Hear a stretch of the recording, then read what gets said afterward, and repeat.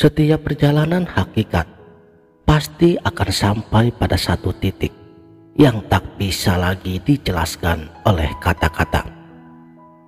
Satu titik ketika seorang salik tak lagi berjuang untuk memahami Tuhannya dengan akalnya, melainkan Tuhan sendiri yang mulai membuka jalannya yang disebut dengan zauq, jalan rasa yang halus, lembut, namun menghancurkan seluruh konstruksi egonya. Dan para ulama tasawuf telah sepakat bahwa sir adalah tempat Allah berbicara kepada hamba-hamba pilihannya tanpa huruf dan suara. Salam Sang Sejati.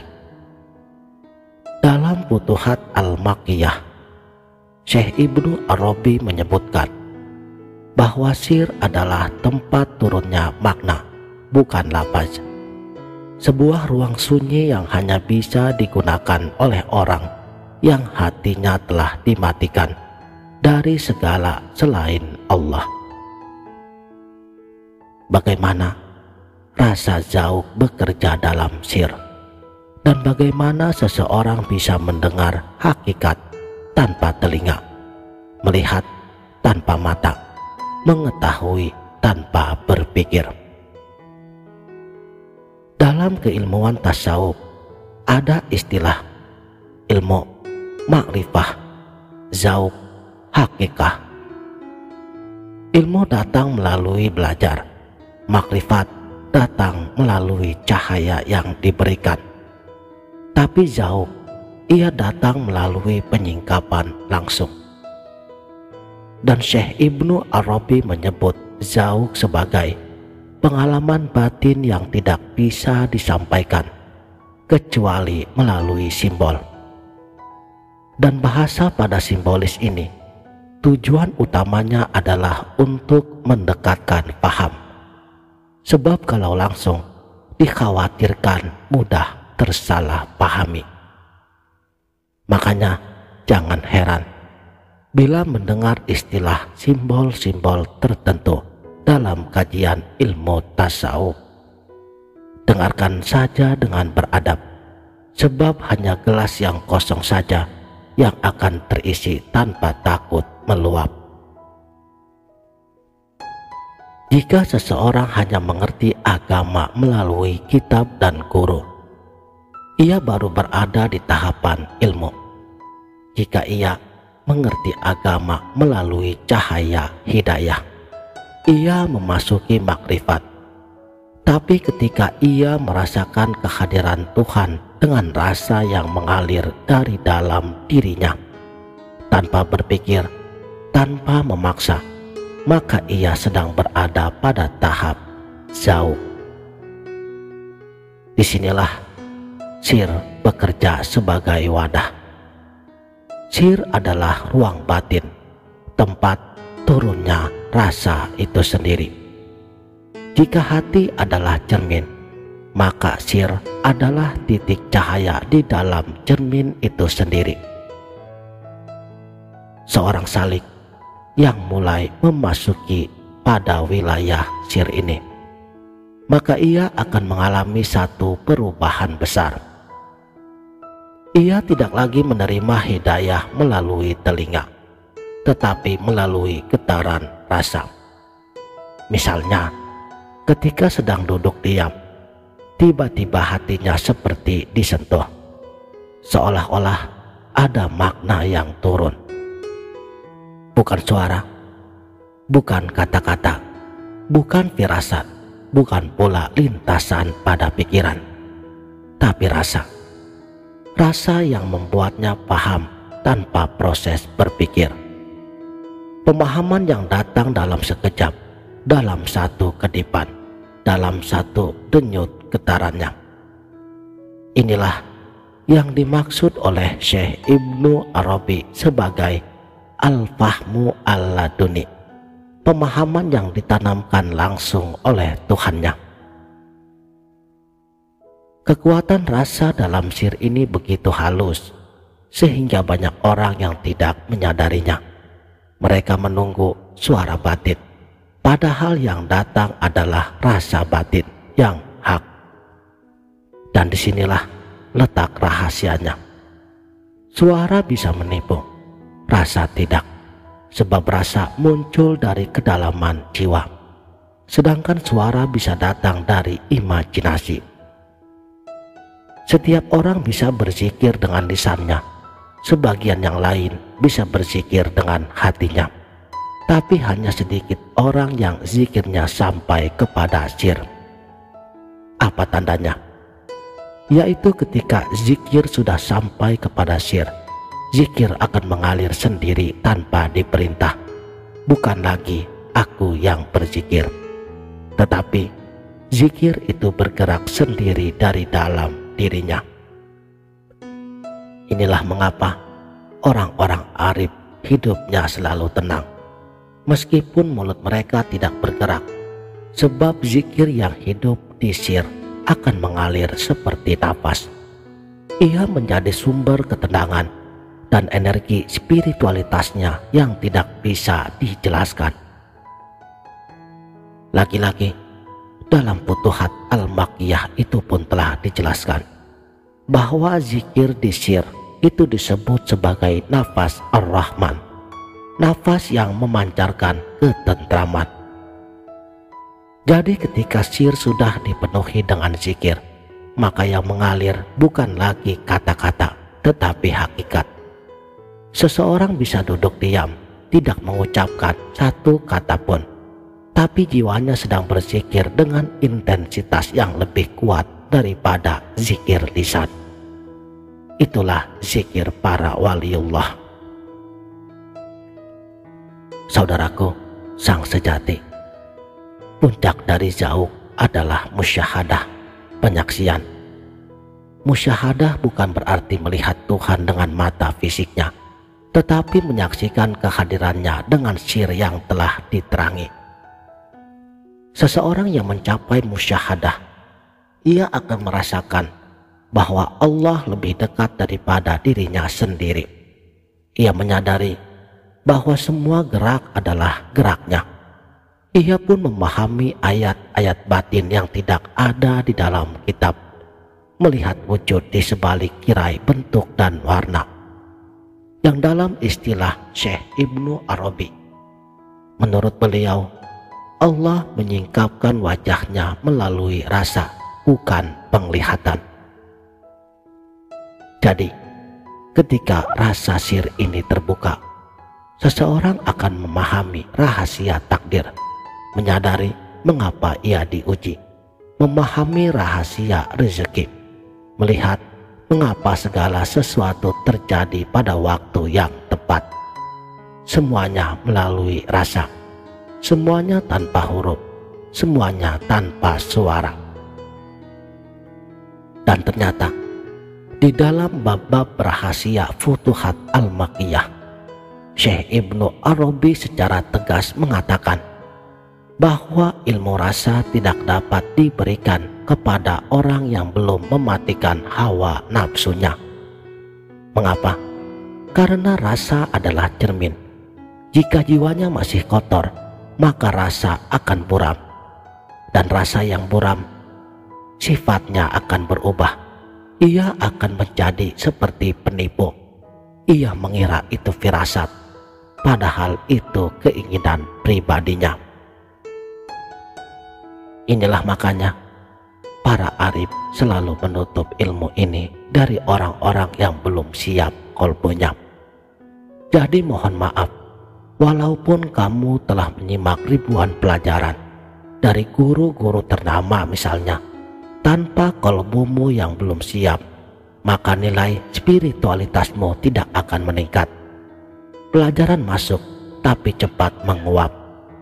Masuk kuping kanan, keluar kuping kiri. Begitu seterusnya. Dan ini terkadang tanpa kamu sadari. Sebab ilmu sir seperti pisau yang tajam. Jika diberikan kepada orang yang salah, maka ia akan menyayat dirinya sendiri. Mengapa demikian? Sebab perjalanan rasa dalam sir ini yang akan membawa seorang salik pada satu titik puncak. Fana, hilangnya diri. Baqo, tegaknya wujud Tuhan pada dirinya. Saat rasa telah menjadi cahaya, saat zikir telah menjadi nafas, saat sir telah menjadi tempat penyingkapan, seseorang akan menyadari hakikat tertinggi. Yang ada hanyalah Allah. Aku hanyalah bayangan. Inilah ilmu yang tidak bisa dipelajari, tidak bisa didiktekan, tidak bisa diwariskan melalui tulisan. Ia hanya bisa dirasakan, diungkapkan melalui simbol, dan disampaikan kepada mereka yang telah terbuka sirnya sendiri. Sekarang kita masuk bagian yang lebih dalam. Bagaimana sir itu diaktifkan? Bagaimana rasa dibersihkan hingga menjadi alat penyaksian? Bagaimana seseorang bisa membedakan antara rasa ilahi dan rasa nafsunya? Coba simak baik-baik. Pertama, sir tidak pernah tertutup. Yang tertutup hanya hatinya. Sir tidak pernah padam. Yang menutupinya adalah kepadatan nafsunya. Artinya setiap manusia sebenarnya memiliki sir yang aktif sejak ia lahir. Tapi seiring dengan waktu, sir itu tertutupi oleh keinginan duniawi, identitas diri, rasa aku, memori, ambisi, ketakutan, dan hawa nafsu yang halus. Banyak juga orang yang mengira bahwa sir mereka tidur. Padahal sir itu tidak pernah tidur, tapi ia tertimbun. Seperti matahari yang selalu bersinar, tetapi tertutupi oleh kabut yang tebal. Dan tugas seorang salik bukan menyalakan sir, tetapi menghilangkan kabut tersebut. Para arif berkata, hati yang kotor menghasilkan rasa yang menipu.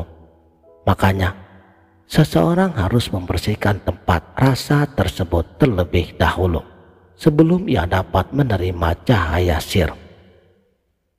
Ada 3 lapisan pembersihannya. Pertama, tathir an-nafs, membersihkan nafsu dari keinginan pribadi. Jadi yang paling pertama harus dibersihkan adalah keinginan untuk terlihat suci, keinginan untuk memiliki pengalaman spiritual, keinginan untuk dihormati, keinginan untuk mengetahui hal-hal gaib, keinginan untuk menjadi lebih tinggi dari orang lain. Yang dalam keilmuan tasawuf, semua ini adalah racun yang halus. Kata para arifin billah, keinginan untuk menjadi arif adalah hijab terbesar menuju makrifat. Jadi selama kepentingan diri masih kuat, rasa yang muncul bukanlah rasa ilahi, tetapi rasa ego yang disangkakan ilham. Inilah sebabnya sangat sedikit sekali orang yang benar-benar memasuki zauq hakiki. Kedua, tathir al-qalb, membersihkan hati dari gambar dan bara syahwat. Rasa di hati sering tertipu oleh bayangan pikirannya, asumsi tersembunyi, emosi yang belum sembuh, doa yang bercampur pamrih, zikir yang dilakukan untuk meraih sesuatu, ibadah yang diselipkan dengan keinginan duniawi. Jadi, untuk membersihkan hati, para arif mengajarkan menjaga kesunyian batin, tidak bereaksi berlebihan, dan memperlambat gerak jiwa. Karena hati yang tenang adalah cermin yang siap menerima pantulannya. Ketiga, tathir as-sir, membersihkan sir dari identitas diri. Ini yang paling berat. Sir hanya bisa bersinar jika seseorang mulai lenyap dari dirinya sendiri. Bukan lenyap secara fisik, tetapi lenyap dari kebanggaan, lenyap dari label aku seorang salik, lenyap dari klaim memiliki ilmu, lenyap dari klaim dekat dengan Tuhan, lenyap dari rasa ingin mencapai tingkatan tertentu. Kemudian membedakan rasa nafsu dan rasa syir. Ini adalah salah satu bab paling sulit di dalam tasawuf karena banyak orang tersesat di sini. Rasa bisa datang dari nafsu, setan, imajinasi, hati, dan syir. Bagaimana membedakannya? Pertama, rasa nafsu. Ciri-cirinya tergesa-gesa, memerintah, memaksa, menuntut hasil, mengarah pada kepuasan diri, membuat hati gelisah setelahnya. Kedua, rasa setan. Ciri-cirinya terasa seperti bisikan yang sangat logis, tapi ujung-ujungnya akan membuat seseorang menjadi sombong, mudah iri hati atau merasa tinggi, dan ia akan mengajak pada ilusi aku telah suci. Yang ketiga, rasa dari imajinasi. Ciri-cirinya muncul saat seseorang banyak berkhayal, terasa nikmat, tetapi tidak mengubah akhlaknya, tidak melahirkan ketundukan, tidak membawa rasa takut kepada Allah. Keempat, rasa dari hati. Ciri-cirinya menenangkan, lembut, membawa lapang, tapi belum stabil, masih bisa berubah oleh suasana, emosi, atau keadaan di sekitarnya. Yang kelima, rasa dari syir, zauq hakiki. Inilah yang dicari. Ciri-cirinya turun dengan tenang seperti cahaya, menetap tanpa bergolak, tidak memaksa, tidak berlebihan, tidak membuat seseorang merasa lebih baik dari orang lain, melahirkan kepasrahan total, membawa sifat tawadu, membawa rasa dilihat oleh Allah, membuat seorang salik ingin bersembunyi, bukan tampil. Rasa syir adalah rasa yang membuatmu hancur dari dalam, bukan rasa yang membuatmu menjadi bangga. Lalu bagaimana syir ini diaktifkan? Syekh Ibnu Arabi telah menjelaskan, jika engkau ingin membuka syir, maka matikan suara batinmu. Apa maksudnya? Suara batin di sini adalah percakapan di dalam diri, dialog tanpa henti, penilaian, kecemasan, kalkulasi, analisis, monolog ego.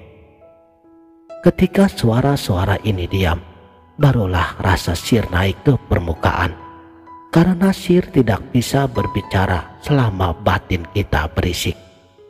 Inilah mengapa para arif mencintai kesunyian, karena kesunyian luar mematikan suara dalam. Caranya, duduk diam, pusatkan perhatian di sebalik napas, bukan napasnya. Rasakan ruang diam di antara kedua tarikannya. Tepat pada ruang yang diam itulah syir membuka sedikit tirainya.